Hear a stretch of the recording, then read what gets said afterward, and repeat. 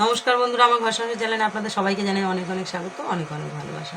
তো আশা করি আমার প্রিয় বন্ধুরা আপনারা সকলে ভালো আছেন, আমিও ভালো আছি বন্ধুরা। তো আজকেও কিন্তু একটি ডগি কিভাবে আমার প্রাণ বাঁচিয়েছিল বন্ধুরা, সেই গল্প আপনাদের কাছে করব।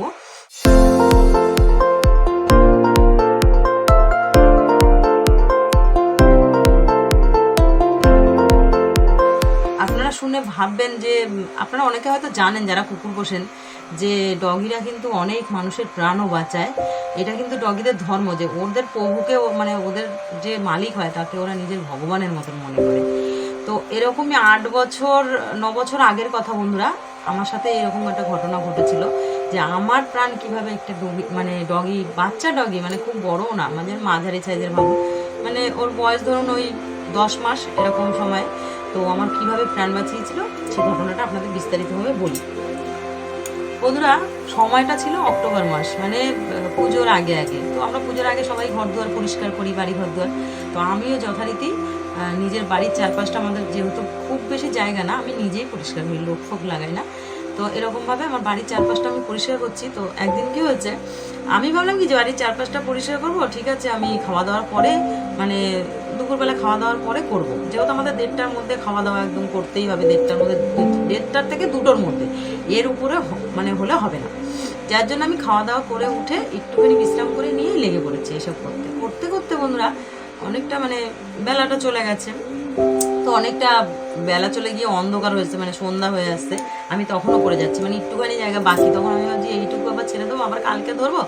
একবারে বাড়িটার চারপাশটা পরিষ্কার করে আজকে একবারে গাল ফাঁক ধুয়ে নেবো সন্ধ্যাবেলায়।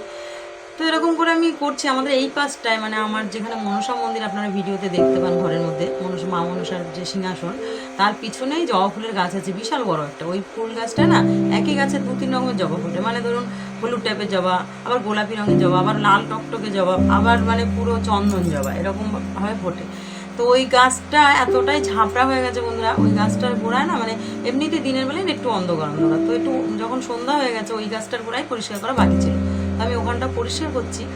আর তখন মানে ওই ডগিটার নাম ছিল রোমিও। আমি নাম দিয়েছিলাম যে ওর রোমিও বলে ডাকতাম আমি ওকে। হ্যাঁ, তো ওই ডগিটা আমার পিছন পিছন ঘুরছিল যখন পরিষ্কার করছিলাম, অনেকগুলো ডগি পিছন পিছন ঘুরছে। এদের এটাই ধর্ম, এখনও যদি আমি পরিষ্কার করতে না পিছন পিছন সব ঘুরবে। তো ও আমার পিছন পিছন ওরকম ঘুরছে। ঘুরতে ঘুরতে হঠাৎ করে দেখছি মানে ওই জবা ফুলের সাইডেই, মানে জবা ফুল গাছের সাইডেই না খানিকটা ঘাস, মানে ওই দুব্বো ঘাস জমেছিল, মানে হয়েছে। তা আমি ওইগুলো ধরে টানছি, তখন হঠাৎ করে দেখি ও চিৎকার করছে। মানে প্লাস্টিক একটা বৃষ্টির জলে ওখানে, তখন বৃষ্টি হয়নি, আগে বৃষ্টি হয়েছিল, সেই জলে কাদায় ওখানে একটা প্লাস্টিক অর্ধেক উঠে আছে অর্ধেক মাটির তলায়। তো আমি চাইছি ভাসের সাথে প্লাস্টিকটা তুলে ফেলবো। তখন দেখছি ডগিটা খুব চিৎকার করছে। আমি চাইছি এত চিৎকার করছে কেন ডগিটা। তো আমি কি রোমিও তুই যাবি এখান থেকে, এমনি সন্ধ্যা হয়ে গেছে, আমার কাজ হয়নি, তুই এত জ্বালাচ্ছিস কেন রে। হ্যাঁ, কিন্তু আমি যতবার ওই ঘাসে টান দিচ্ছি বন্ধুরা, ও কিন্তু ততবারই এত চিৎকার করছে। তখন আমার পাশের বাড়ির একদম আমার লাগোয়া যে বাড়িটা, সেই বাড়ির পাশের বাড়ির বৌদিটা বলছে কি যে বৌদি দাঁড়াও তো, দেখি তো ও এত চিৎকার করছে কেন, দাঁড়াও, সন্ধ্যা হয়ে গেছে, তুমি এখনও জঙ্গল পরিষ্কার করছো, তোমার না সত্যি কালকে ওইটুকু পরিষ্কার করলে কি হতো, যেটা বড়রা বলে থাকে আর কি। দাঁড়াও আমি একটা টস নিয়ে আসি, তুমি আর ওখানে টান দিও না। দিয়ে ওই বৌদি টস নিয়ে এসেছে। টস নিয়ে এসে বন্ধুরা যখন মেরেছে ওখানে, আর সমান না ওই ডগে কি করছে, আমার নাইটিটা ধরে সমানে টানছে, সমানে, মানে নাইটি আমার এতটা মতন ছিঁড়েও দিয়েছে ও দাঁতের এসেতে, আমি টান দিচ্ছি আর নাইটিটা পায়ের কাছ থেকে ছিঁড়ে গেছে। মানে ও সমানে ওরকম চিৎকার করছে, আর আমি যখন ওকে তাড়া করছি ও আরও জোরে জোরে চিৎকার করছে, না ওখানে হাতই দিতে দেবে না আমাকে। যখন এসে ওই টসটা ধরছে তখন ও জোরে জোরে চিৎকার করছে।